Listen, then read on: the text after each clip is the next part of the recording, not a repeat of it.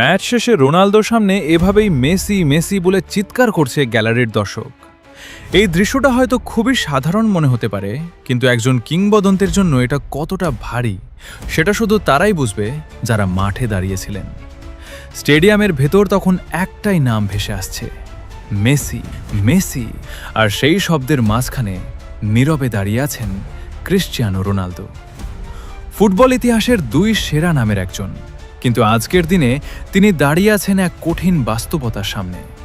তবুও সবচেয়ে বড় বিষয় হলো তিনি ভেঙে পড়েননি, রাগ করেননি, চিৎকার করেননি, কোনো বিতর্ক তৈরি করেননি, বরং ধীরে ধীরে দুই হাতে তালি দিয়ে তিনি যেন দর্শকদের উদ্দেশ্যে বললেন, আজ আমার দিন ছিল না, আমি সেটা মেনে নিচ্ছি। এই এক আচরণই তাকে আলাদা করে দেয় অন্যদের থেকে, কারণ ফুটবল শুধু গোল আর জয়ের খেলা নয়, এটা সম্মান আর মানসিক শক্তিরও খেলা। গ্যালারির সেই মেসি চিৎকার হয়তো মুহূর্তটা আরও কঠিন করে তুলেছিল, কারণ মেসি আর রোনালদো এই দুই নাম শুধু প্রতিদ্বন্দ্বী নয়, তারা এক যুগের প্রতিচ্ছবি। আর যখন একজন খারাপ সময় পার করেন, তখন সেই প্রতিদ্বন্দ্বীর নাম শুনলে কষ্টটা আরও গভীর হয়।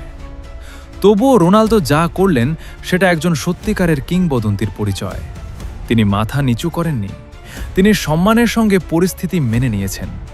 হয়তো আজ ফুটবল তার পক্ষে ছিল না, কিন্তু ইতিহাস বলে এটাই রোনালদো, একজন যোদ্ধা যিনি হার মানেন না, শুধু অপেক্ষা করেন পরের যুদ্ধের জন্য। আর সেই যুদ্ধ এলে আবারও লেখা হবে নতুন গল্প। CR7 ফিরে আসবে, আরও শক্ত হয়ে, আরও ভয়ঙ্কর হয়ে।